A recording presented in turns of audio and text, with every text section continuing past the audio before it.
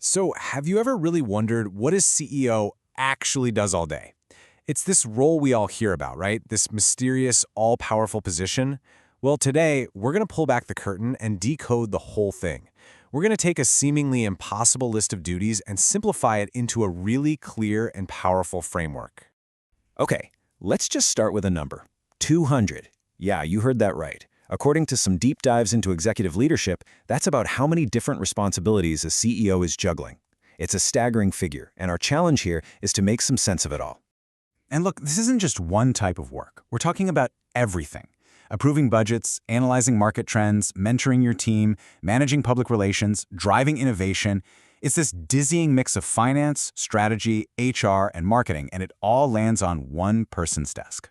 Which, brings us to the big question. How on earth can one person possibly keep all of these plates spinning? Seriously, if you tried to tackle this like a giant to-do list, you would burn out before lunch on your very first day. The complexity is it's overwhelming. So here's the secret. It isn't about some superhuman ability to manage tasks. It's about reframing the job completely. It's not about checking off 200 items. It's about understanding which role you need to play at any given moment. It's about knowing exactly which hat to wear. And that's where this framework is so powerful. We can group all 200 of those tasks into just 3 core roles, or hats, as we're calling them. You've got the architect, who designs the future, the coach, who builds the team, and the ambassador, who represents the company to the entire world. All right, let's start with that first hat, the architect. This is the visionary role. It's focused completely on designing the blueprint for where the company is headed, not just next quarter, but, 5 or even 10 years from now. So the architect designs the company's vision, its core strategy, and all the systems it needs to succeed in the long run. This isn't about getting lost in the day-to-day weeds. It's about looking over the horizon and actually drawing the map that's going to get everyone there, especially when the path isn't clear at all. And this is how it all connects. Setting the company vision, that's pure architect work. But so is analyzing market trends and deciding where to put your resources. These actions make sure the blueprint isn't just a dream, but that it's actually grounded in reality. And the challenge here is huge. It takes real conviction to make these bold bets on the future. Okay, on to the second hat. Once the architect has designed the plan, you need a world-class team to actually build it, right? And that is the job of the coach. This is where leadership gets really, really personal.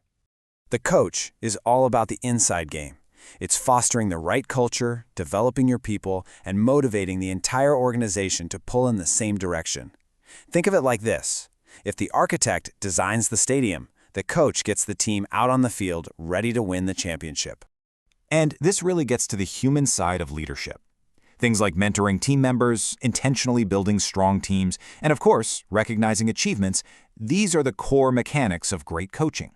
This is what turns a strategic plan from just a document into a shared mission that people are genuinely excited to be a part of. Now here's a really crucial distinction for the coach.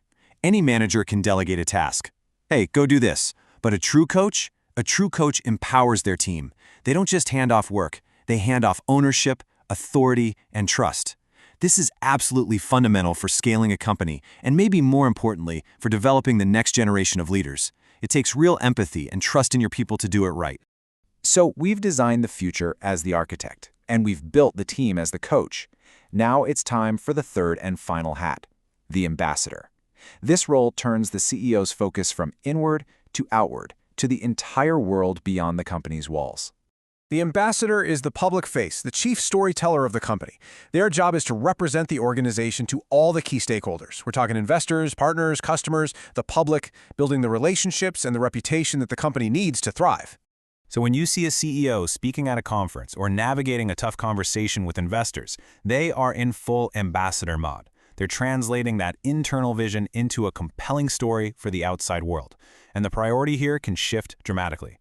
A startup CEO might spend 80% of their time wearing this hat, just trying to secure funding, while a CEO of a mature company might be way more focused on public perception. So there you have it, the architect, the coach, and the ambassador. But what is it that allows a leader to switch between these incredibly demanding roles so effectively? Well, the answer doesn't really lie in the hats themselves, but in the person who's wearing them. And this, right here, is the ultimate takeaway.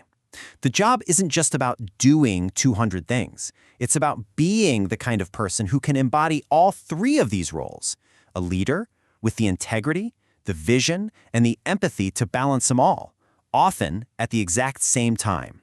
And that is why these final items on the list are just so critical. Leading by example, promoting ethical practices, fostering a growth mindset. These aren't just other tasks. They are the absolute foundation. The personal qualities of integrity and courage, that's what makes you a credible architect. Empathy is what makes you a trusted coach. And authenticity is what makes you a respected ambassador. And that brings us to our final thought for you. If someone handed you the keys tomorrow, which hat would you put on first? Would you start by designing the future, building up your team, or getting out there and telling your story to the world? Your answer probably says a lot about your own leadership philosophy and the kind of leader you really aspire to be.